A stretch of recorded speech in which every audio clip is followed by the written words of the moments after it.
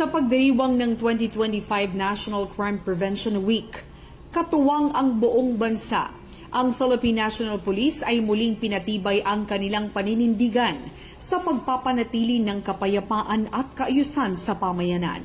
Sa ilalim ng temang pinalakas na pamahalaang lokal para sa ligtas na pamayanan, pagpapatibay ng mga programa sa pag-iwas sa krimen sa ilalim ng Community and Service-Oriented Policing System.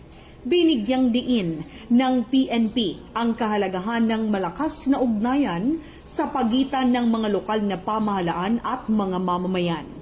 Ayon sa PNP, ang tagumpay ng kampanya laban sa krimen ay nakasalalay sa aktibong pakikilahok ng mga lokal na unit ng pamahalaan at ng mga komunidad. Sa pamamagitan ng Community and Service-Oriented Policing System, layo nilang paigtingin ang kolaborasyon ng pulisya at mga residente upang mas mabilis at epektibong matugunan ang mga suliranin sa seguridad.